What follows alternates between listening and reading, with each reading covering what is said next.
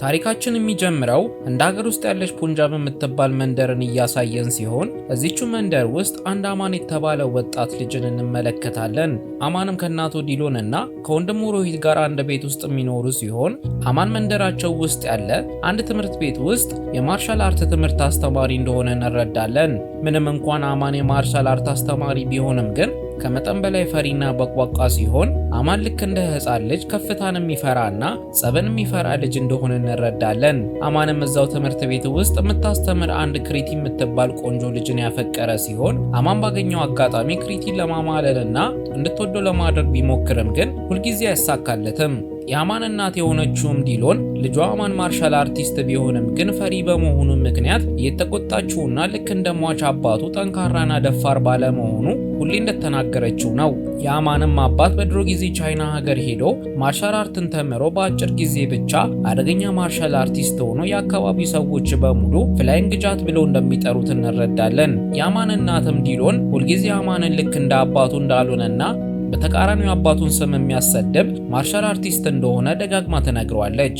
ሆኖም ግን አማን በድክመቱና በፈሪነቱ ቢታወቅም ግን በአንድ ምሽት ላይ የአማንን መላ ህይወትን ግልብጥብጥ የሚያደርግበት አንድ ነገር ተከስቶ ህይወቱ በሙሉ ባላሰበው አቅጣጫ ይሄድበታል።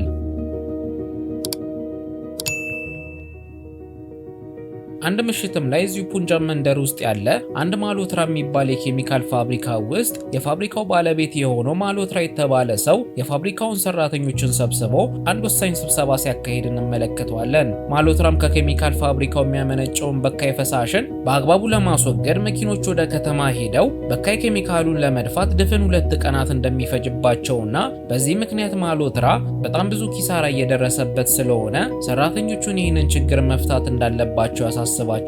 ከተሰበሰቡት የማሎትራ ሰራተኞችም አንደኛው ተነስቶ ከፋብሪካቸው አጠገብ አንድ ወንዝ እንዳለና ወንዙ ላይ ድልድይ ከሰሩ መኪኖቻቸው ወደ ከተማ ለመድረስ የሚወስድባቸውን ጊዜ በከፍተኛ ሁኔታ ማሳጠር እንደሚችሉ ያብራራል። ሆኖም ግን ድልድዩን ለመስራት የሚያስፈልገውን ቦታን ለመግዛት እንደተቸገሩና መሬቱ ላይ የሲክ እምነት ተከታዮች እጅግ የሚያከብሩትና የሚያመልኩት የ100 ዓመት ዕድሜ ያለው ታሪካዊ ዛፍ ስላለ የመንደሩ ነዋሪዎች ዛፉ እንዳይቆረጥ ትልቅ ተጋድሎ እየፈጸሙ እንደሆነ ይናገራል። ማሎትራም የመሬቱ ባለቤት ማን እንደሆነ ሲጠይቅ ሰራተኛው መሬቱ የዲሎንና የሁለቱ ልጆቿ የሮሂትና የአማን መሬት ሲሆን የዲሎን ልጅ አማን የማርሻል አርት አስተማሪ እንደሆነ ይናገራል። ማሎትራም አማንን የማርሻል አርት መምህር ስለሆነ ነው እንደ ፈርታችሁት መሬቱን ያልገዛችሁት ብሎ ሲጠይቃቸው ሰራተኞቹ አማንን ሳይሆን የፈሩት የአማንን እናት ዲሎንን እንደሆነ ይነግሩታል። ምክንያቱም ከዚህ በፊት የፋብሪካው ሰራተኞች መሬቱን ለመግዛት ወደ መንደሩ ጋር በሄዱ ዕለት ዲሎን ሙሉ የፋብሪካውን ሰራተኞችን ጠፍጥፋ አባራቸው መሬቱን እንደማትሸጠው ቁርጥ አቋሟን አሳይታቸው እንደነበረ እንረዳለን። በማግስቱም ማሎትራ ራሱ ወደ እናትየው ዘንድ በመሄድ የመሬቱ አንድ ካሬ ግምት 12000 ሩፒ ቢሆንም ግን ማሎትራ ለአንዱ ካሬ 24000 ሩፒ ከፍላለሁ በማለት ዲሎንን ሊያስማማት ይሞክራል። ዲሎን ግን መሬቱ ላይ ያ የተቀደሰ ዛፍ እስካለ ድረስ መቼም ቢሆን መሬቱን እንደማትሸጥና ልሽጠው ብትል ራሱ ለእንደሱ አይነት ክፉና አረመኔ ሰው እንደማትሸጥ ትናገራለች። ማሎትራም የዲሎንን እምቢታን ሲሰማ መሬቱን ካልሸጠችለት ዛፉን ቆርጦ እንደሚያጠፋውና ትልቅ ችግር እንደሚፈጥርባት አስፈራርቷት ይሄዳል። ማሎትራ ከሄደም በኋላ አማን ማሎትራ ምን አይነት ጨካኝና አረመኔ ሰው እንደሆነ ስለሚያውቅ እናቱን ዲሎንን ማሎትራ ባለው ነገር እንድትስማማ ለማድረግ ይሞክራል። ሆኖም ግን እናቱ ዲሎን በማሎትራ የኬሚካል ፋብሪካ አማካኝነት በአየር ብክለት የተነሳ በካንሰር ህመም ተሰቃይቶ የሞተው ባሏን በማስታወስ በድሮ ጊዜ ባሏ ቤተሰቡ ንጹህ አየር እንዲተነፍሱ ብሎ ይህንን መሬትን እንደገዛውና በክብር አስረክቧቸው የሄደውን መሬት አክብረው ማቆየት እንዳለባቸው ትናገራለች። ሆኖም ግን ልጇ አማን በድጋሚ ማሎትራ ባላቸው ነገር መስማማት እንዳለባቸውና አለበለዚያ ግን ማሎትራ እንደሚገድላቸው በመናገር እናቱን ሊያስጠነቅቃት ይሞክራል። ከዚህም በላይ ደግሞ ሁሌ እናቱ ከሟች አባቱ ጋር እያነጻጸረችው ሁሌ አባቱ ጥላ ውስጥ ሆኖ መኖር ስለማይፈልግ ይህንን መሬት ሸጠው አዲስ ህይወት እንዲጀምሩ በማለት ይናገራል። ሆኖም ግን ዲሎን አማን ባሏን የሚያጥላላ ነገርን ስለተናገረ ተበሳይታበት በጥፊ ብላው ውሳኔዋን እንደማትቀይር ታሳየዋለች። በማግስቱም አማን ወደሚያስተምርበት ትምህርት ቤት ሄዶ ለተማሪዎቹ የብሩስሊን ውጊያ ስልትን እያሳየ ሳለ በአካባቢው ላይ አማን የሚያፈቅራት መምህርት ክሪቲ ትመጣለች። አማንም ክሪቲን ለማስደመም የብሩስሊ ምት መከላከያ ዘዴን በመጠቀም ተማሪዎቹን የቴኒስ ኳሶችን በማሸን እንዲተኩሱበት ይነግራቸዋል። አማንም ኳሶቹን በብቃት እየመከተ ሳለ ጎልዲ የተባለው የሙዚቃ መምህር እሱም ክሪቲን ያፈቅራት ስለነበረ አማንን ለማዋረድ ሲል አንደኛውን ተማሪ ቴኒስ የሚተኩሰውን ማሽን ፍጥነቱን እንዲጨምረው ያደርገዋል። ከዛም ተማሪው የማሽኑን ፍጥነት ሲጨምረው ጊዜ አማን የኳሶቹን ፍጥነት መቆጣጠር አቅቶት ብዛት ያላቸው ኳሶች መተውት መሬት ላይ ይወድቃል። ክሪቲም ደንግጣ ጎልዲን ቶሎ ብሎ አምቡላንስ እንዲጠራ ብትነግረውም ጎልዲ ግን በተራው ብቃቱን ለክሪቲ ማሳየት ፈልጎ ስለነበረ በቦርሳው ውስጥ የያዘውን ቫዮሊን በማውጣትና ሙዚቃ ሁሉንም ነገር ይፈውሳል በማለት ቫዮሊን መጫወት ይጀምራል። በጎልዲ ቫዮሊን ሙዚቃም የተማረኩት ተማሪዎቹና ክሪቲም ለጎልዲ ሲያጨበጨቡለት ጊዜ አማን በሁኔታው ክፉኛ ተሸማቆ ይበሳጫል። በኋላም ላይ አማንና ክሪቲ አንድ ላይ ሆኖ እያወሩ ሳለ ክሪቲ አማንን እናት በትናንትናው ዕለት ማሎትራን እንደዛ በመናገሯ እያደነቀቻት ሳለ አማን ድጋሚ ክሪቲን ለማማለል ሲል ትናንትና ዕለት እናቱ ባታስቆመው ኖሮ እነ ማሎትራን ደብድቦ ትምህርት ሊያስተምራቸው እንደነበረ በመናገር ጠንካራና ደፋር እንደሆነ ለክሪቲ ለማሳየት ይሞክራል። ሆኖም ግን ይህንን እያወራ ሳለ የማሎትራ ሰዎች በድንገት ቦታው ላይ ሲመጡ አማን ከፍርሃቱ የተነሳ ከክሪቲ ጀርባ እስከ መቆም ይደርሳል።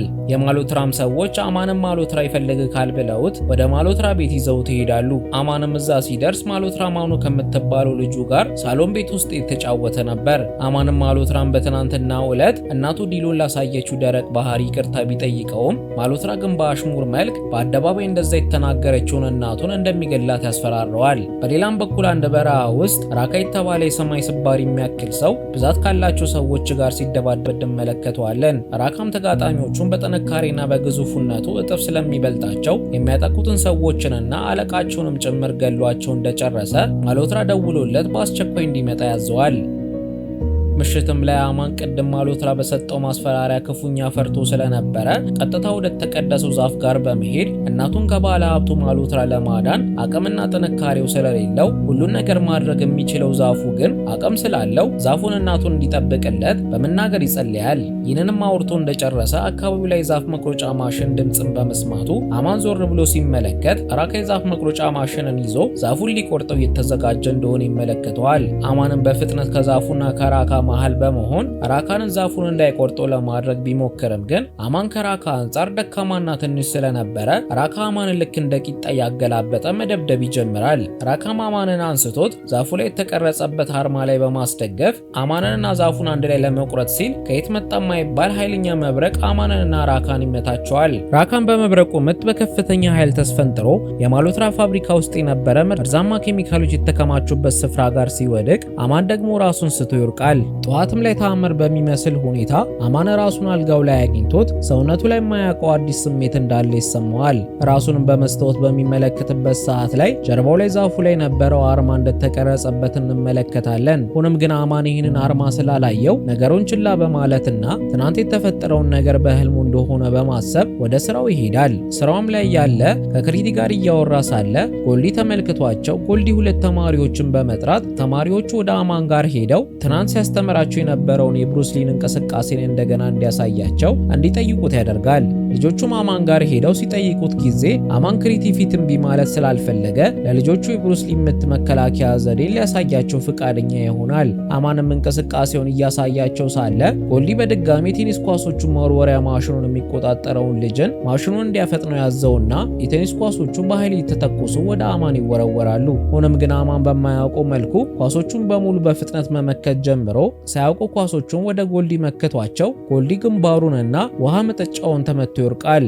አማንም ደንግጦ ጎልዲን ለማንሳት ሲል የጎልዲ ሙዚቃ ደብተርን ሳያውቀው ሲነካው ጊዜ ሰውነቱ ላይ ኃይለኛ የሆነ ንዝረት ይሰማዋል። ክሪቲን በጎልዲ ሁኔታ ተደናግጣ አማንን አምቡላንስ ጠራ ስትለው ጊዜ አማን ልክ እንደ ጎልዲ ሙዚቃ ሁሉንም ነገር ይፈውሳል ብሎ በመናገር የጎልዲን ቫዮሊንን በጣም በሚያምር መልኩ መጫወት ይጀምራል። በአማንም ችሎታ የተደመሙት ክሪቲና አካባቢው ላይ የነበሩት ተማሪዎች በተራቸው ለአማን ማጨብጨብ ይጀምራሉ። በሌላም በኩልም ማሎትራ ከሰዎቹ ራካንን ሊያገኙት እንዳልቻሉና ዛፉም ሳይቆረጥ እንደቀረ ሲነግሩት ጊዜ ማሎትራ ከፍተኛ ብስጭት ውስጥ ይገባል። ማታም ላይ አማን ከወንድሙ ሮሂት ጋር ወደ ቤት እየተመለሱ ሳለ አማን ዛሬ የተፈጠረውን ክስተት ለወንድሙ ሮሂት ማስረዳት ይጀምራል። አማንም ከጧት ጀምሮ ሰውነቱ የሱ ያልሆነ ያክልና ሌላ ሰው የተቆጣጠረው ያክል እየተሰማው እንደሆነ ለሮሂት ቢነግረውም ሮሂት ግን አማን የሚነግረውን ነገር አጣጥሎት እንዲያረጋጋው በማለት ሰኒ የምትባልን ታዋቂና ቆንጆ ዘፋኝ ያወጣቸውን አዲስ የሙዚቃ አልበም ሲዲን በማውጣት የሷን ዘፈን ቢሰማ እንደሚያረጋጋው ይነግረዋል። ይህንንም እያወሩ ሳለ በድንገት የማሎትራ መኪናዎች ከቧቸው እና አማን ላይ ሽጉጣቸውን ይደቅኑባቸዋል። አማንና ሰኒም በድንጋጤ ተሞልተው እጃቸውን ወደ ላይ በሚያደርጉበት ሰዓት ላይ አማን ሳያውቀው ሮሂት እጅ ላይ የነበረውን የዘፋኟን ሲዲን ይነካውና ሰውነቱ ላይ የማያውቀው ንዝረት ይሰማዋል። አማንም ሳያውቀው ሰውነቱ ልክ ሲዲው ላይ እንዳለችው ዘፋኟ ሰኒ መዝፈንና መውረግረግ ሲጀምር የማሎትራ ሰዎች በነገሩ ግራ ይጋባሉ። አማንም ይህንን ክፍተትን በመጠቀም የወንድሙን የሮሂትን እጅ በመያዝ ዩሴን ቦልትን በሚያስነቅ ፍጥነት ከአካባቢው ሮጦ ማምለጥ ይጀምራል። የማሎትራም ሰዎች አማንን በመኪናቸው መከተል ጀምረው ወደና አማን ጥይቶቻቸውን መተኮስ ይጀምራሉ። ይህን ጊዜም አማን ጀርባው ላይ በጥይት ተመቶ ቢሆንም ግን አማን ምንም ህመም ሳይሰማው እዛው በዛው ቁስሉ መዳን ይጀምራል። ከአማን ጀርባም የነበረው ሮሂት አማን ቁስሉ በዚህ ፍጥነት እንዴት አድርጎ እንደዳነ ግራ እየተጋባ ሳለ አማን ሮሂትን ይዞት ከማሎትራ ሰዎች ተሰውረው ወደ እናታቸው ቤት ይደርሳሉ። እዛም በአማን ችሎታ የተገረመው ሮሂት ለእናቱ የተፈጠረውን ነገር ቢያስረዳትም ልታምነው ስላልቻለች ሮሂት እናቱን ለማሳመን አማን ወደተኛበት ክፍል ቢላዋ ይዞ ይገባል። እዛም አማን በተኛበት ሮሂት ቢላውን አማን ሰውነት ላይ በተደጋጋሚ ቢሰካውም አማን ግን ምንም አይነት ህመም ሳይሰማው ይልቁንም እንደውም ቁስሉ በሰከንዶች ውስጥ ይድናል። ሮሂትም ነገሩን በደንብ ለማረጋገጥ ሲል ቢላውን አማን ፊት ላይ ሊሰካበት ሲል አማን በድንገት ከእንቅልፉ ተነስቶ ሮሂትን ገፍትሮ ይጥለዋል። በዚህም ጊዜ ሮሂትና እናታቸው ዲሎን አማን ልዩ ኃይል እንዳለውና ሱፐር ሂሮ እንደሆነ በማመናቸው በደስታ መጨፈር ሲጀምሩ ጊዜ አማን በእናቱና በወንድሙ ግራ ተጋብቶ ምን እየሆናችሁ ነው በማለት ይጠይቃቸዋል። እነሱም አማን ሆድ ላይ ቢላዋ በመሰካት የአማን ሰውነት ቁስሉን ወዲያውኑ ሲያሽለው እንዲመለከት አድርገውት አማን ሰውነቱ ባደረገው ተአምር ይደነቃል። ልብሱንም ሲያወልቅ ጊዜ ዛፉ ላይ የነበረው አርማ የአማን ጀርባ ላይ ስለነበረ ይህንን ያዩት ሮሂትና ዲሎን ለምልክቱ ጸሎትና አምልኮ ማድረግ ይጀምራሉ። ከዛም አማን ሮሂትና እናቱን ዲሎን ወደ ዛፉ ዘንድ ይዟቸው ሄዶ ትናንት ዕለት የተፈጠረውን ነገርን በሙሉ ያስረዳቸዋል። እናቱም ይህንን ተአምር ያደረገው ዛፉ እንደሆነ በመግለጽ ዛፉ ይህንን ልዩ ኃይልን የሰጠው ዓለም ላይ ያሉን መጥፎ ድርጊቶችን የሚፈጽሙትን ሰዎችን በመዋጋት ዓለም ላይ ሰላም እንዲያሰፍን እንደሆነ ተነግረዋለች። በሚቀጥለውም ቀን እናቱ ዲሎን ለልጇ አማን ልዩ ልብስ ሰፍታ ታስለብሰዋለች። ከዛም የአባቱን የራስ ጥምጥምን ልታደርግለት ስትል አማን ጥምጥሙን ለማድረግ ፍቃደኛ ሳይሆን ይቀራል። ዲሎንም አማንን ላለመጋፋት ብላ ከተወቹ በኋላ ቢያንስ የአባትክን ስም ውረስ በማለት ስሙን ፍላይንግ ጃት ብላ ትጠራዋለች። አማንም እናቱ ላደረገችለት ነገር አመስግኗት እስከነ ትጥቁ ሳያፍር አልጋው ላይ ዘረር ብሎ ቲቪ ላይ ሲል ሮሂትና ዲሎን ተበሳይተውበት አማንን ከአልጋው ላይ አስነስተውት ዓለምን ከክፉ ጠብቅ በማለት በመስኮት በኩል ይወረውሩታል። አማንም መጥፎን ለመከላከል አካባቢውን እያሰሰ ሳለ ምንም ነገር ሳያገኝ እንደውም በአስቂኝ ሁኔታ በውሻ መንጋዎች ይባረራል። ከስንት ለፋትም በኋላ መንገድ ላይ አንድ ህፃን ልጅ እያለቀሰ አንድ ሰው በግድ መኪና ውስጥ ሊያስገባው ሲሞክር ይመለከታል። አማንም ህፃኑ የታገተ መስሎት ሮጦ በመሄድ ሰውየውን ክፉኛ ደብድቦት ልጁን ቢያስጥለውም ግን ሰውየው የልጁ ትክክለኛ አባት እንደሆነና ልጁ አይስክሬም ካልገዛክልኝ ወደ ቤት አልሄድም ብሎት ሲያስቸግረው እንደነበረ ይረዳል። ለዛም አባትየው ተናዶ ከአካባቢው ሰው ጋር በመሆን አማንን ሊደበድቡት ሲሉ አማን ፈርጥጦ ከአካባቢው ይጠፋል። ምሽቱም እንደዚህ የጠመመበት አማን ተስፋ ቆርጦ ሳለ መንገድ ላይ አንድ ሴት ለብቻዋ ስትሄድ የተወሰኑ ወንዶች ሲከተሏት ይመለከታል። አማንም ሰዎቹ ሴቷን ሊሰርቋት ነው ብሎ በመገመት ቶሎ ብሎ ወደ ሴቷ ጋር ሲሄድ ሴቷ በአማን ድንገተኛ አመጣጥ ተደናግጣ የአማን አይን ላይ የበርበሬ ውህድ ረጭታበት ሌባ ነው እርዱኝ በማለት ትጮኻለች። በዚህም ሰዓት ላይ ከኋላዋ የነበሩት ወንዶች መጥተው አማንም ሙልጭ አድርጎ ሰድቦት በልብሱ ያሾፉበታል። ዓለምን ከክፉ ማዳን ያልተሳካለት አማንም አዝኖ ወደ ቤቱ ከሄደ በኋላ ተስፋ በመቁረጥ ስሜት ውስጥ ሆኖ ሱፐር ሂሮ ላለመሆን ይወስናል። ይህ በእንዲህ እንዳለም አንድ ኤርፖርት ውስጥ አደገኛ ዘራፊዎች ኤርፖርት ውስጥ ያሉትን ሰዎችን በማገት ትልቅ ሁከትና ግርግር ተፈጥሮ በቦታው ላይ ጋዜጠኞች መጥተው ዘገባ ማድረግ ይጀምራሉ። አማንም ቁጭ ብሎ ሳለ አንድ ሕፃን ልጅ ፈጣሪውን አባቴን አደንልኝ እያለ ለአምላኩ የሚጸልየውን ጸሎትን ይሰማል። አማንም ይህንን እንደሰማ ወዲያውኑ ወደ ቦታ በሮ በመሄድ የአየር መንገዱን በር ሰብሮ ከገባ በኋላ ጊዜውን ሁሉንም በማቆም በከፍተኛ ፍጥነት በመንቀሳቀስ ዘራፊዎቹ እጅ ላይ በነበሩት መሳሪያዎች ምትክ እጃቸው ላይ ሙልሙል ዳቦዎችን ያስቀምጣል። መሳሪያዎቻቸውን የተነጠቁት ዘራፊዎች እጃቸውን ለመስጠት ተገደው አማን ኤርፖርት ውስጥ የነበሩትን ሰዎችን በማዳኑ ምክንያት አካባቢው ላይ የነበሩት ሰዎችና ጋዜጠኞች ስሙን ይጠይቁታል። እሱም ስሙ ፍላይንግ ጃት በማለት ይነግራቸውና ቴሌቪዥን ላይ ይህን ሁሉ ክስተትን የምትመለከተው እናቱ ዲሎን ይህንን ስታይ ጊዜ በልጇ እጅግ ትኮራለች። ከዚህም ቀን ጀምሮ አማን ከተማዋን በመዞር ክፉ የሚያደርጉን ሰዎችን በማደን ከተማዋ ላይ ሰላም እንዲሰፍንና ክፉ እንዲጠፋ ያደርጋል። አማን ፊቱ ላይ በሚያደርገው ማስክ አማካኝነት የከተማዋ ነዋሪዎች እስካሁን ድረስ አማን እንደሆነ አያውቁም ነበር። አንድ ቀንም ላይ ማሉትራ ሰራተኞች መርዛማ ቆሻሻዎችን ከተማው ውስጥ መጣል ይጀምራሉ። ይህንንም ድርጊት የተመለከተችው ክሪቲ የማሉትራ ሰራተኞችን ብትናገርም የማሉትራ ሰራተኞች ግን መሬቱ ያንቺ እስካልሆነ ድረስ አይመለከተሽም በማለት ተናግሯት ይሄዳሉ። በሚቀጥለውም ቀን ላይ ማሉትራ ከእንቅልፉ ሲነቃ የቤቱ ደጃፍ ጋር ከተማው ውስጥ የጣላቸው መርዛማ ቆሻሻዎች በሙሉ ቤቱ ደጃፍ ጋር ተጥሎ ያገኛቸዋል። ከቆሻሻውም ጋር ፍላይንግ ጃት በሚል ማህተም የተጻፈ ደብዳቤ ያለ ሲሆን ደብዳቤውም ላይ ፍላይንግ ጃት ማሉትራ መሬቱ ያንተ ባይሆንም ቆሻሻው ግን ያንተ ስለሆነ ወደ ትክክለኛው ቦታ መልሼልሃለሁ ብሎ ጽፎለት ነበር። በኋላም ላይ ክሪቲ ከአማን ጋር ተቀምጣ ስለ ፍላይንግ ጃት እያወራች እሱም ማግኘት ትልቅ ህልሟ እንደሆነ ተነግረዋለች። አማንም ከተቀደሰው ዛፍ ስር ሄደሽ ተመኝ ምኞትሽ ይሳካል ይላትና እሷ ምኞቷን እስከምትናገር ድረስ ልብሱን ቀይሮ ለመምጣት ወደ ቤቱ ይሄዳል። ሆኖም ግን ልብሱን ሊያገኘው ስላልቻለ ተመልሶ ወደ ውጪ ሲወጣ ጊዜ ወንድሙ ሮሂት የፍላይንግ ጃትን ልብስን ለብሶት ያገኘዋል። የአካባቢው ሰዎችም ሮሂት ትክክለኛው ፍላይንግ ጃት መስሏቸው ከቦት ፎቶ ከሱ ጋር ለመነሳት ሲሞክሩ ጊዜ ክሪቲም መታ ከሱ ጋር ፎቶ ለመነሳት ትሞክራለች። ሮሂትን ከከበቡት ሰዎች መካከልም አንደኛዋ ፍላይንግ ጃት ቢመታ ምንም የማይሰማው የሚባል ወሬ ሰምቻለሁ እውነት ነው ወይ ብላ ትጠይቀዋለች። በዚህ መሃልም እናትየው መታ ትክክለኛው ፍላይንግ ጃት እንደሆነ ስለማታውቅ ለተሰበሰቡት ሰዎች ነገሩን ልታረጋግጥላቸው ሮሂትን ጭንቅላቱን በኮኮናትና ወገቡን ደግሞ በዱላ ትመተዋለች። ሮሂትም እውነቱ እንዳይጋለጥበት በመፍራት ህመሙን ዋጥ ያደርገዋል። እናትየውን በመቀጠል የፍላይንግ ጃት አቅምን በደንብ ለማሳየት ብላ አንደኛውን ጎረቤቷን ጠመንጃውን ይዞ እንዲመጣ ስታዘው ጊዜ በድንገት አማን ደርሶ እናቱን ያስቆማታል። በሌላም በኩል መርዛማ ኬሚካል ውስጥ ወርቆ የነበረው ራካ ከብዙ ቀናቶች በኋላ ራሱን ከሳተበት ነቅቶ ወደ ማሉትራ ይሄዳል። ማሉትራም የራካን አስፈሪና የተቀየረ ገጽታን ሲያይ ጊዜ ክፉኛ ደንግጦ ወዲያውኑ ወደ ሆስፒታል ይወስደዋል። ዶክተሩም ራካን ከመረመረው በኋላ ለማሉትራ የራካ ደም በሙሉ በመርዛማ ቆሻሻ ተተክቷል ይለውና ማሉትራ በድንጋጤ ይዋጣል። በዚህ መሃልም ራካ በድንገት ራሱን ከሳተበት ነቅቶ በሆስፒታል ውስጥ ያሉትን ነርሶችንና ዶክተሮችን በጭካኔ መግደል ይጀምራል።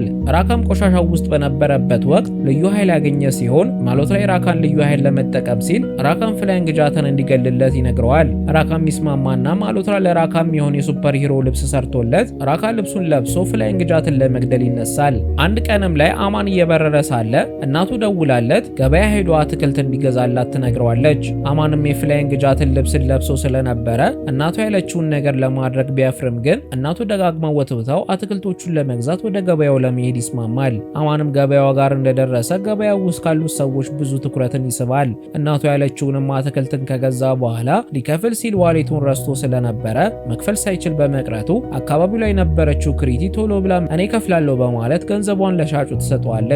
ክሪቲም ከፍላይንግ ጃት ፍቅር ይዟት ስለነበረ የተቅለሰለሰች ልታዋራው ትሞክራለች። አማንም እሷን ስለሚያፈቅራት ደስ ብሎት እያወራት ሳለ በድንገት አንድ ብረት ወደ እነሱ ሲወረወር ጊዜ አማን ልዩ ኃይሉን በመጠቀም ክሪቲን ከብረቱ ዞር እንድትል ያደርጋታል። ብረቱንም የወረወረው ሰው ራካ ሲሆን ራካ ገበያውን እያወደመ ወደና አማን መጠጋት ይጀምራል። አማንም ራካን ተጋፍቶት ሁለቱ መሃል ከባድ የሆነ ፍልሚያ ይጀመርና ራካ ከአማን አንጻር ጉልበቱ በጣም አናሳ ስለነበረ አማን የሚሰነዘራቸውን ምቶችን መከላከል አቅቶት ክፉኛ ይደበደባል። ራካን በዛ ተናዶ አቅራቢያው ያለንን አንድ ከባድ መኪናን ወደ ገበያው ውስጥ ያሉት ሰዎች በኃይል ሲገፋው ጊዜ ክሪቲ ወርቃ መኪናው ሊገጫት ይደርሳል። ሆኖም ግን አማን በሰዓቱ ደርሶ መኪናውን በእጁ በመደገፍ ክሪቲን ከአደጋ ያተርፋታል። አማንና ራካን ፍልሚያቸውን በመቀጠል አማን ራካን በከፍተኛ ፍጥነት እየጎተተ ክፉኛ መደብደብ ጀምሮ ተያዘው በአቅራቢያ ወዳለ ሐይቅ ውስጥ ይገባሉ። በውሃ ውስጥም እያሉ በሚያደርጉት ከባድ ግብግብ የአማን ፊት ማስክ ቢሰበርም አማን ሙሉ ኃይሉን በመጠቀም ራካን ደብድቦት ከውሃው ያስወጣዋል። አማንም ራካን እኔ እንዳንተ ጨካኝ ስላልሆንኩኝ አልገልህም ብሎ በኃይል በርግጫ መጥቶት ራካን እንደ ኳስ ከአካባቢው ጠልዞ ያባርረዋል። በዚህም ጊዜ ክሪቲ ወደ አማን አትክልቶቹን ይዛ ስትመጣ አማን ማስኩ ስለተሰበረ ክሪቲ ማንነቱን እንዳታውቅበት እጆቹን ፊቱ ላይ በማድረግ ለአትክልቶቹ አመስግኗት አትክልቶቹን ይዞ ወደ ቤቱ እየበረረ ይሄዳል። በኋላም ላይ ራካ ቁስል በቁስል ሆኖ ወደ ማሎትራ በመመለስ ዛሬ ምን አይነት ሽንፈት እንደተሸነፈ ይነግረዋል። ማሎትራም ራካን እያጣጣለው ሳለ ራካ በድንገት ማሎትራ እያጨሰ ያለውን ሲጋራ በሚያሸትበት ጊዜ ወዲያውኑ ቁስሎቹ በመዳናቸው ራካ ቆሻሻንና መጥፎ ሽታን በማሽተት የማያልቅ ኃይል እንደሚያገኝ ተረድቶ ማሎትራን የፋብሪካውን መርዛማ ቆሻሻን ተጠቅሞ የማያልቅ ኃይል በማግኘት ፍላይንግ ጃትን እንደሚገልለት ይነግረዋል። ማታም ላይ አማን አዲስ የፊት ማስክ በመልበስ ወደ ክሪቲ ቤት ይሄድና ክሪቲ ፍላይንግ ጃትን ስታየው በደስታ ትዋጣለች። አማንም ስለ አትክልቱ ላመሰግንሽና የገዛሽበትን ብር ልመልስልሽ ነው የመጣሁት ሲላት እሷ ብሩን እንደማትቀበለው ትነግረዋለች። አማንም ብሩን የማትቀበለው ከሆነ በሌላ መልኩ ውለቷን እንደሚከፍል ነግሯት አቅፏት በአየር ላይ መብረር ይጀምራል። ወደ አንድ ሐይቅ ጋርም ወስዷት አብሮ አሪፍ ጊዜ ካሳለፉ በኋላ ክሪቲ ነገ የትምህርት ቤት ጉዞ ስላለን እዛ መተለ ተማሪዎቹ ንግግር እንድታደርግና ከጓደኛዬ አማን ጋር እንዳስተዋውቅ እፈልጋለሁ ትሏለች። አማንም ለክሪቲ ጓደኛ ብቻ መሆኑ ሲረዳ ጊዜ ቢያዝንም ክሪቲን እምቢ ማለት ከብዶት እንደሚመጣ ይነግራታል። በማግስቱም አማን ወደ ወንድሙ ሮሂት ጋር ሄዶ የሱን ልብስ ለብሶ ክሪቲ ጠራችው ፕሮግራም ላይ እንዲሳተፍ ይነግረዋል። ሮሂትን መጀመሪያ ላይ እምቢ ቢልም አማን ግን ሮሂትን ከፎቅ ላይ ወረውር ካለው ብሎ በማስፈራራት ሮሂት እንዲስማማ ያደርገዋል። ሮሂትም የፍላይንግ ጃትን ልብስን ለብሶ ወደ ትምህርት ቤት ሲሄድ ጊዜ ክሪቲ ደስ ብሏት ከአማን ጋር ታስተዋውቀዋለች። ጉዞንም ሲጀምሩ ጊዜ መንገዳቸው ላይ አደገኛ ሽፍቶች መንገዱን ዘግተውት ያገኟቸዋል። ክሪቲና ተማሪዎቹም የልብ ልብ ተሰምቷቸው የኛ ጀግና ፍላይንግ ጃት አብሮን ስላለ ይገላቸዋል በማለት ሽፍቶቹን ያስፈራሯቸዋል። ክሪቲም ሮሂትን ወደፊት ገፍተራ ሄድና ገደላቸው በምትለው ጊዜ ሮሂት ክፉኛ ደንግጡና ፈርቶ ወደ ኋላ በመሸሽ እኔ ጠንካራ አይደለሁም ጠንካራው አማን ነው ብሎ እውነቱን ተሳስቶ ይናገራል። ሁሉም ሰውን በደነጋጤ ተውጦ ሳለ ሮሂት የተናገረውን ቃል ለማጠፍ ሲል ሁሉም ሰው ጠንካራ ለመሆን ሱፐር ሂሮ መሆን የለበትም፣ አንድ ሰው ጠንካራ እንደሆነ ካመነ ተራራ መደርመስን ይችላል። ልክ እንደ አማን አይነት ተራ ሰውም ጠንካራ እንደሆነ ካመነ እነዚህ ሽፍቶችን ማጥፋት ይችላል ብሎ በመናገር ለማስቀየስ ይሞክራል። አማንም ይህንን እድል በመጠቀም ወደፊት ወጥቶ ሽፍቶቹን በሙሉ በማርሻል አርት ጥበቡ ለብልቦ ድባቅ ከመታቸው በኋላ ተማሪዎቹ ለአማን ያጨበጭቡለታል። በሌላም በኩል ራካ የኃይሉ ምንጭ ቆሻሻና የጭስ ብክለት እንደሆነ ከተገነዘበ በኋላ ከማሎትራ ፋብሪካ የሚወጣውን መርዛማ ጭስን በሙሉ ወደ ሰውነቱ መሳብ በመጀመሩ ሰውነቱ በከፍተኛ ሁኔታ ጥንካሬን ያገኛል። በሚቀጥለው ቀን የቫለንታይን ቀን ስለነበረ የመንደሩ ሰዎች በዓሉን በማስመልከት ትልቅ ድግስ እንዳዘጋጁ አማንና ቤተሰቡ በቴሌቪዥን ላይ ሲዘገብ ይሰማሉ። ዘገባውም ላይ ጋዜጠኛዋ ድግሱ ላይ ፍላይንግ ጃት እንዲመጣና በዓሉን በዓል እንዲያስመስልላቸው ጥያቄ ታቀርባለች። ሆኖም ግን አማን ድግሱ ላይ መገኘት እንደማይችልና ለክሪቲ ፍቅሩን ለመግለጽ አበባ ይዞላት እንደሚሄድ ለእናቱና ለወንድሙ ይነግራቸዋል። እናቱም ዲሎን አማን ምንም ያክል ለክሪቲ አበባና ስጦታ ይዞላት መሄዱ ቢያስደስታትም የመንደሩ ሰዎችንንም ማስደሰት እንዳለበት በመናገር ድግሱ ላይ መገኘት እንዳለበት ትነግረዋለች። ለዛም አማን እናቱንና የመንደሩን ነዋሪዎችን ላለማሳዘን ሲል በድጋሚ ወንድሙ የፍላይንግ ጃትን ልብስን ለብሶ ወደ ድግሱ ጋር እንዲሄድ ያስማማውና እሱ አበባውንና ስጦታውን ይዞ ወደ ክሪቲ ቤት ይሄዳል። እዛም አማን ክሪቲ ቤት ጋር እንደደረሰ የሙዚቃ አስተማሪው ጎልዲም እንዲሁ ስጦታ ይዞ ይመጣል። ክሪቲ ግን ሁለቱንም ወደ ቤት አስገብታቸው ሁለቱንም ጥሩ ሰዎች እንደሆኑ ከነገረቻቸው በኋላ እሷ ከነሱ ፍቅር እንዳልያዛትና ፍቅር የያዛት ከፍላይንግ ጃት ስለሆነ ተስፋ እንዲቆርጡ ነግራቸው ድግሱ ላይ የሚታደመውን ፍላይንግ ጃትን ለመመልከት ቲቪዋን ትከፍታለች። ሮሂትም የፍላይንግ ጃትን ልብስን ለብሶ መድረኩ ላይ ወጥቶ ሳለ ድግሱን ከታደሙት ሰዎች መካከል ሻርዳ የተባለች አንዲት ቆንጆ ልጅ መጣ። ሮሂትም በጣም አደንቃለሁ፣ የብዙዎቹንም ህልም አሳክተሃል፣ የኔንም ህልም አሳካና አግባኝ ብላ የትዳር ጥያቄ ታቀርብለታለች። ሮሂትም ከሻርዳ አይነት ቆንጆ ሴት የትዳር ጥያቄ በመጠየቁ ምክንያት ምንም ሳያንገራገር የሻርዳን ጥያቄ ይቀበላል። ለዛም ይህንን የተመለከተችው ክሪቲ ፍላይንግ ጃት የሻርዳን ጋብቻ ጥያቄ በመቀበሉ ልቧ ክፉኛ ያዝንና ምሽት ላይ የቤቷ ባልከኒ ላይ ሆና ስቅስቅ ብላ ማልቀስ ትጀምራለች። በአጋጣሚ ወደ ተቀደሰው ዛፍ ስትመለከት ጊዜ አማንና ሮሂት ሲጨቃጨቁ ተመልክታቸው ወደ ዛፉ መጠጋት ትጀምራለች። አማንም ወንድሙን ሮሂትን ማን ፈቅዶልክ ነው የሻርዳን ጋብቻ ጥያቄን የተቀበልከው በማለት ሮሂትን ሲደበድበው ትመለከተዋለች። ሮሂትም አንተ ነህ እኮ ልብሱን እንድለብስ ያደረከኝ በማለት እየተከራከረ ሳለ ክሪቲ ከንግግራቸው በመነሳት ትክክለኛው ፍላይንግ ጃት አማን እንደሆነና ቀላይ ድግሱ ፕሮግራም ላይ ሮሂት የፍላይንግ ጃትን ልብስን ለብሶ እንደነበረ ትረዳለች። በማግስቱም ክሪቲ ወደና አማን ጋር በመሄድ ትናንት ዛፉ ጋር ሲያወሩ እንደሰማቻቸውና ፍላይንግ ጃት አማን እንደሆነ እንደምታውቅ ትነግራቸዋለች። አማንም እውነቱ እንደተጋለጠ ሲረዳ ጊዜ ለክሪት ያለውን ስሜት መናዘዝ ጀምሮ እንደሚወዳት ይነግራታል። ክሪትም የአማንን የፍቅር ጥያቄን ተቀብላው የሷም ስሜት ተመሳሳይ እንደሆነ ነግራው አንድ ላይ መዝፈንና መጨፈር ይጀምራሉ። በኋላም ላይ ራካ በአንድ ትልቅ የገበያ ማዕከል ውስጥ አደገኛ ጥቃት መፈጸም ጀምሮ የገበያ ማዕከሉ ውስጥ ያሉትን ሰዎችን በማገት ፍላይንግ ጃት እስካልመጣ ድረስ እንደማይለቃቸው ያስፈራራቸው ይጀምራል። ይህንንም እያወራ ሳለ አማን እንደ ኮከብ እየተተኮሰ በመምጣት ራካ ላይ ጥቃት መሰንዘር ይጀምራል። ሆኖም ግን ራካ አሁን ላይ በካይ ጋዞችንና ቆሻሻዎችን በመሳቡ ምክንያት በጣም ጠንካራ ስለነበረ አማን የሚያሳርፍበት ምት ምንም ሳይመስለው አማንን በኃይል መጥቶ አሽቀንጥሮ ይጥለዋል። አማንን መልሶ ቢነሳም ራካ አቅራቢያው የነበረን አንድ ሙሉ መኪናን በማንሳት በአማን ላይ ይወረውርበታል። ነገር ግን አማን በመኪናው መስኮት በኩል በመሽለቅ በብልሃት አምልጦ ህይወቱን ቢታደግም ራካ አማን ላይ ድብደባውን በመቀጠል አማንን አዳክሞት መሬት ላይ ይጥለዋል። በዚህም ጊዜ ላይ ማሎትራ ቦታው ላይ ከደረሰ በኋላ አካባቢው ላይ ለተሰበሰቡት ሰዎች ራካ እንዲጠነክር ያደረገው እሱ ሳይሆን ራሳቸው ነዋሪዎቹ በሚጥሉት ቆሻሻና በሚያመነጩት በካይ ጋዞች እንደሆኑ በመናገር ነዋሪዎቹ ሀገራቸው ላይ የአየር ብክለት አስከስተው እንደሆነ ይናገራል። ከዛም ማሎትራ ራካን አማንን ግደለው በማለት ከቦታው ሊሄድ ሲል አማንም ጉልበቱን እንደምንም አግኝቶ ከአካባቢው ይሰወራል። አማንም ወዲያውኑ ክፉኛ ተጎድቶ ወደ ቤት በመመለስ እናቱ ዲሎንና ወንድሙ ሮሂት ቁስሉን ያክሙለት ይጀምራሉ። ራካም የሚያቆመው ሰው አጥቶ ቆሻሻንና አየር ብክለትን ከተማው ላይ በማሰራጨት ከተማዋን በመጥፎ አየር በመበከልና ውሃውን በበካይ ፈሳሽ በክሎት ከተማዋን የካንሰር መፈንጫ ያደርጋታል። ማሎትራም የፍላይንግ ጃት መጥፋት ቢያስደስተውም በድንገት ግን የገዛ ትንሿ ልጁ ማኑ በአየር ብክለቱ ምክንያት ክፉኛ ታማ ህይወቷ አደጋ ላይ ይወድቃል። ዶክተሩን ለማሎትራ ልጁ እጅግ አሳሳቢ ሁኔታ ላይ እንዳለችና ከተማው ላይ ያለው የአየር ብክለት እስካላቆመ ድረስ ልጁ ከዚህ በላይ የከፋ አደጋ ላይ እንደምትወርቅ ይነግረዋል። ማሎትራም የሚወዳትን ልጁን ማኑን አደጋ ላይ እንድትወርቅ ያደረገው እሱ ራሱ እንደሆነ ገብቶት ማታውኑ ራካን ወደ ቢሮ በመጥራት ራካ አየር ብክለቱን እንዲያቆም ከፍተኛ ገንዘብ በመስጠት ሊያስማማው ይሞክራል። ራካ ግን ገንዘቡ በበካይ ጋዙ አቃጥሎት እዚህ ምድር ላይ ምንም ያክል ገንዘብ የሱን አየር መበከልን እንደማያስቆሙ በመናገር የማሎትራን ጥያቄ ውድቅ በማድረግ ይሄዳል። በዚህ ጭንቀትም መሃል ህዝቡና ጋዜጠኞች ከተማው ላይ የተከሰተው ያለውን አደጋ የሚከላከልላቸው ብቸኛ ሰው ፍላይንግ ጃት ስለሆነ ፍላይንግ ጃት ብቅ ብሎ እንዲያደናቸው መማጸን ይጀምራሉ። በማግስቱም ራካ ህዝቡን ሰብስቦ ጉልበቱን እያሳየ ሳለ በድንገት የፍላይንግ ጃትን ልብስ የለበሰ ሰው ብቅ ይላል። ክሪትም ይህንን አይታ ለዲሎን አማን ራካን ሊዋጋ ሄዷል ብትላትም ዲሎን ግን አማንን ክፍል ውስጥ ተኝቶ ታገኘዋለች። ለካስ ራካን ሊጋፈጥ የሄደው ሰው አማን ሳይሆን የህዝቡን ስቃይን ለማቆም ብሎ ሮሂት የፍላይንግ ጃትን ልብስን ለብሶ ራካን ለመጋፈጥ ሄዶ ስለነበረ ነው። ነገር ግን ሮሂት በጣም ደካማ ስለነበረ ጨካኙ ራካ ሮሂትን በኃይል አንስቶ ከከፍታ ቦታ ላይ በመወርወር ወዲያውኑ ይገለዋል። አማንና እናቱም በቦታው ሲደርሱ ህዝቡ በሙሉ ሮሂትን እውነተኛው ፍላይንግ ጃት መስሏቸው ሲያለቅሱና ሲያዝኑ አማን የወንድሙን የጀግንነት ክብርን ላላማሳነስ ሲል እውነቱን ሳይናገር ቀርቶ የወንድሙን ሬሳ ይዞ ይሄዳል። በዚህም ምክንያት ቤተሰቡ ላይ ከፍተኛ የሆነ ሀዘን ስለደረሰ ዲሎ ሌላኛውን ልጇን አማንን ራካ እንዳይገለባት በመፍራት ጓዛቸውን ጠቅልለው ከከተማው እንዲወጡ ለአማን ትነግረዋለች።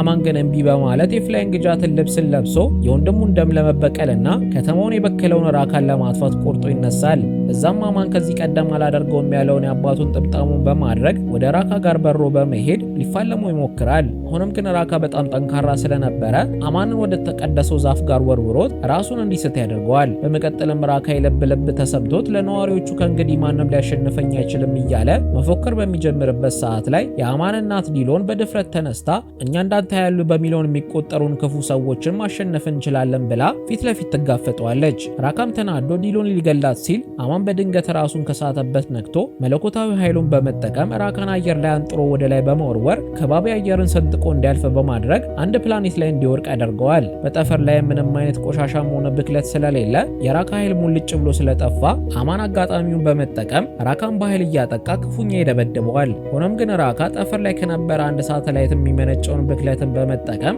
አማንን መልሶ ክፉኛ ማጥቃት ቢጀምርም አማን ግን በፍጥነት ተነስቶ ውስጣዊ ኃይሉን በሙሉ በመሰብሰብ የመጨረሻውን የሞት ምትን በመሰንዘር የራካን ህይወትን ሙሉ በሙሉ ያጠፋዋል። አማንም ዓለምን ከትልቅ አደጋ ታድጎ በድል አድራጊነት ወደ ምድር ሲመለስ መላው ህዝብ በከፍተኛ ደስታ ተቀብለውት አማን ከዚያን ቀን ጀምሮ በባለስልጣናትና በኃያላን ሰዎች የሚበደሉ ምስኪን ሰዎችን የሚጠብቅና ፍትህ የሚያሰፍን እውነተኛ የዓለም ጀግና ሲሆን እያየን ታሪካችን ያልቃል።